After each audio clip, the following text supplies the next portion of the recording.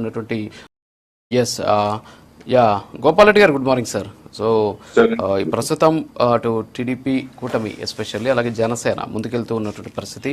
So నిన్న వాళ్ళు ఒక కమిటీని కూడా ఏర్పాటు చేశారు. అయితే బీసీ రిజర్వేషన్లో 34% ఒకటి, తర్వాత వచ్చేసి డైరెక్ట్ ఎలక్షన్స్.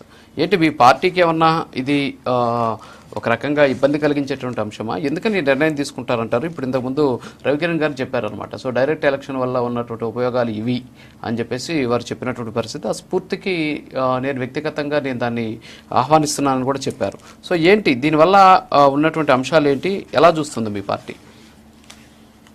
అంటే సంసిద్ధంగానే మేము ఒకే పార్టీగా మేము వెళ్తున్నాం, మేము ఎవరితో పొత్తులేం కాబట్టి మాకేం ఇబ్బంది ఉండదు. క్యాండిడేట్ సెలక్షన్స్ లో కానీ లేకపోతే ఏ విషయంలో కూడా ఎవరైతే ప్రజాదరణ కలిగి ఉంటారో నాయకులు, ఎవరైతే గ్రౌండ్ స్థాయిలో క్షేత్రస్థాయిలో పనిచేసే వాళ్ళకు టికెట్లు ఇవ్వాలా, అలానే ఎన్నికలను బహిష్కరించే విధంగా అలా ఇంతకుముందు తెలుగుదేశం పార్టీ మా పాలన తీసుకుంటే ఆ విధంగా లేకుండా ధైర్యంగా ఎన్నికలకు పోవాలా.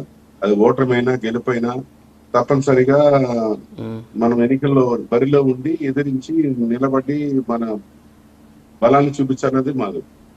అలాగే కూటమికి ఏమవుతుందంటే సార్వత్రిక ఎన్నికల్లో జగన్ రెడ్డి ఓడించాలని ఏకైక లక్ష్యంతో పవన్ కళ్యాణ్ గారు టీడీపీకి సపోర్ట్ చేశారు. ఇప్పుడు దానికి ప్రతిఫలం ఆయన ఆశిస్తున్నారు.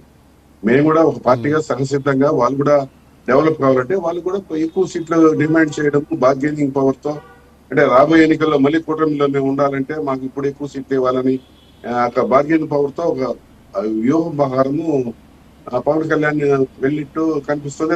ఇది కూడా ఇది వాళ్ళ పార్టీని వాళ్ళ బలమైన పార్టీగా లేకపోతే ఇంకా నాయకులు కొత్త మందిని చేసుకునే విధంగా వాళ్ళది కూడా వాళ్ళ కరెక్ట్ స్ట్రాటజీలో ఉంది.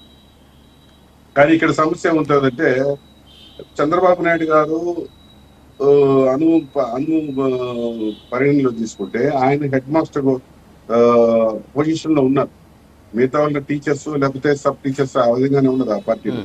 కాకపోతే ఇక్కడ జనసేన ఏమైందంటే ఒక్కొక్కసారి ఒక స్టేట్మెంట్ ఇవ్వడం వల్ల వాళ్ళు కొద్దిగా బార్గెనింగ్ పవర్ కోల్పోయారని నేను అనుకుంటున్నాను. ఎందుకంటే మనకు జిల్లా స్థాయి అధికారం లేదు, కార్యకర్తలు లేకపోతే ఈ యొక్క పార్టీ బలపరిత శాఖలు ఇంకా మనం నిర్మించుకోలేదు. మనము ఎటైనా ఇంకా కొద్దిగా కాలం పడుతుంది, ఒక 10-15 ఏళ్ల పాటు టీడీపీతో ఉండాలని ఇటువంటి వ్యాఖ్యల వల్ల ఇంతకుముందు అయితే నాదేళ్ళ మనకు ఒక రోజు చేసిన ప్రకటన నెక్స్ట్ రోజు చేసిన ప్రకటనకి చాలా తేడా కూడా కనపడుతుంది. అంటే వాళ్ళంతా విషయాన్ని నేను మాట్లాడదలుచుకోలేదు. కానీ కాకపోతే ఆ ప్రాబ్లమ్స్ ఉంటాయి. వాళ్ళ క్యాండిడేట్ సెలక్షన్స్ కి ప్రాబ్లమ్ గ్యారెంటీగా ఉంటది.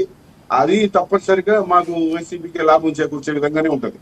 ఎందుకంటే వాళ్ళు అంత రాజకీయ పార్టీ ఎదగాలనుకుంటారు, రాజకీయ పార్టీలో ఉండే నాయకులు కూడా ఎదగాలనుకుంటారు. ఇప్పుడు జనసేనలో ఉండే జన సైనికులు కానీ వీర మహిళలు కానీ మేము కూడా ఒక ప్రజాప్రతినిధిగా ఎన్నిక కావాలనుకుంటారు తప్ప మేము తెలియజేసానికి సపార్టినేట్. మరి అలాంటప్పుడు ఎందుకు సార్ మాట్లాడితే మీరు సింగిల్ గా రండి, దమ్ముంటే పొత్తు లేకుండా రండి అంటారు? ఇప్పుడు వాళ్ళు కలిసి పోటీ చేయడం వల్ల మీకే లాభం అని మీరే చెప్తున్నారు. మరి మీరు ఎందుకు దమ్ముంటే విడిగా రండి అని ఎందుకు మళ్ళీ అదేంటి ఆ ఫార్ములా? సార్ విడిగా రమ్మని లేకపోతే ఈ జర్నీకల్లో ఈ తరుణంలో ఏం జరుగుతుందంటే వాళ్ళ మధ్యలో కీచులాటలు వచ్చేది సర్వసహజము. ఎందుకంటే వాళ్ళకి ఆ సౌలభ్యము లేదు ఇక. ఎందుకంటే వాళ్ళు డిమాండ్ చేస్తే వాళ్ళు ఒప్పుకోరు, వీళ్ళు ఒప్పుకోరు అనేది ఎన్నికల రంగంలో ఏదైనా పార్టీ విడివిడిగా వస్తే మేము గెలిపించాలనే ఒక రాజకీయ వ్యూహంలో భాగంగా ఉంటది సార్.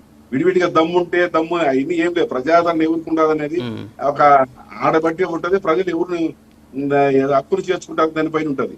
ఇంకోటి ఏంటంటే సోదరుడు బీజేపీ సోదరుడు కూడా చెప్పాడు, ఇక్కడ డైరెక్ట్ ఎలక్షన్ లో పెట్టుకుంటే ఎప్పుడు కానీ మేయర్లు కానీ వీళ్ళు కానీ మున్సిపల్ చైర్మన్లు కానీ వాళ్ళపైన దయాదర్శనల పైన కార్పొరేటర్లు లేకపోతే కౌన్సిల్ పైన ఆధారపడాల్సి వస్తుంది అన్నారు. అది నిజమే. కానీ ఇప్పుడు డైరెక్ట్ ఎలక్షన్ వల్ల ఉత్సవ విగ్రహాలుగా మారిపోతారు. ఎవరు కార్పొరేటర్, వాళ్ళకి ఏం పవర్స్ ఉండవు. వాళ్ళు లెక్క చేసే వాళ్ళు ఆఫీసులో కుర్చీలో కూర్చొని అది కూడా ఉండదు. ఇంకోటి ప్రజల తరపున పోయి వాళ్ళు వినతులు ఇచ్చుకోవాల్సిందే, మా వార్డులో ఇది లేదు అది లేదని.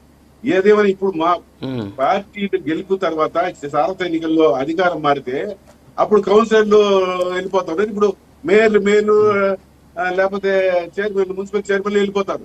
తర్వాత వాళ్ళమ్మడి వీళ్ళు వెళ్తారు. అంటే పార్టీ నియమబద్ధతలు లేకపోతే ఒక పార్టీకి సేవ చేయాలనేది ఆ నైతికత ఎక్కడ చాలా వెతుకు లోపించింది కాబట్టి రాజకీయ రంగంలో. కాబట్టి వెళ్ళిపోయేది అనేది ఎప్పటికైనా పార్టీలో జంప్ చేయాలనేది సర్వసహజంగా ఇప్పుడు కార్పొరేటర్లు బార్గెనింగ్ పడితే అప్పుడు మేము వచ్చేస్తామని వాళ్ళు వెళ్తారు, మేయర్లు వెళ్ళిపోతారు. టీడీపీ తరఫున ఎన్నికైనా వైసీపీలోకి రావాలని ప్రయత్నం చేస్తారు. ఇప్పుడు మా వైసీపీలో చాలా మంది కూడా వెళ్ళారు కదా, ఇక్కడ ఉదాహరణ తిరుపతి కానీ ఎక్కడ కానీ ఈ జంబు జిల్లాలో రాజకీయ నైతికత లేకుండానే రాజకీయాల్లో ఉండేవాళ్ళు ఇది సర్వసాధారణంగా జరిగిపోతుంది. ఏదేమైనా ఎన్నికల వ్యవస్థ పెట్టిన దాని వల్ల దాంట్లో ఎక్కడ మనం గ్రాప్ చేయాలా, ఎక్కడ మనము విజయ పదం నడిపించాలనేది ఒక వ్యూహం మాకు సులభం ఉంటుంది. వాళ్ళకి ఏంటంటే ఒకరినొకరు సంపాదించుకోవాలా, లేకపోతే ఒకరొకరు వెనుకొట్టు పొడుచుకుంటారు. ఆ పార్టీ ఇచ్చింది నేనే తక్కువ అని వాళ్ళు కూడా పొడుచుకుంటారు. కాబట్టి ఇది ఉభయతారకంగా మాకైతే ఒక్కరమే వెళ్తున్నారు కాబట్టి మాకు తప్పనిసరిగా ఈ సౌలభ్యం ఉండాలి.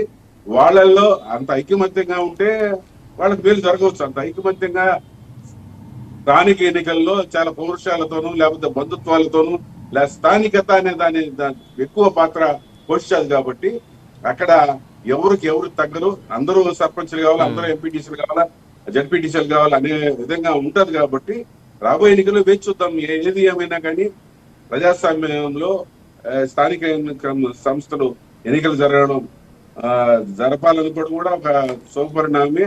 దీన్ని ఎదుర్కొనేదానికి ఇంకోటి ఏమవుతుందంటే కూటమిలో ఒకరు చేసిన తప్పులకు ఇంకో పార్టీ బలవుతుంది. ఇప్పుడు తెలుగుదేశం పార్టీ చేసిన పొరపాట్ల వల్ల ఆ భారాన్ని మోయవలసిన బాధ్యత జనసేనకు ఉంటుంది, బీజేపీకి ఉంటుంది. జనసేన చేసిన తప్పుల వల్ల అట్లా ఉంటుంది. కాబట్టి వాళ్ళు ఒకరి తప్పులకు ఒకరు బలి కూడా అవుతారు. కాబట్టి ఇది చాలా క్రిటికల్ గా సెన్సిటివ్ గా ఉంటుంది. కాబట్టి ఏదేమైనా ఎన్నికలు జరిగినప్పుడు ఆ వ్యవహారం డైరెక్ట్ గా రంగంలో జరిగినప్పుడు తెలుస్తుంది ఎక్కడ లోపాలో ఎక్కడ సరిదిద్దుకోవాలా ఏమనేది అనిపిస్తుంది. Okay sir, yes okay. ఒక చిన్న బ్రేక్ ఉంది సార్, బ్రేక్ తర్వాత మళ్ళీ మనం కంటిన్యూ చేద్దాం. Break please.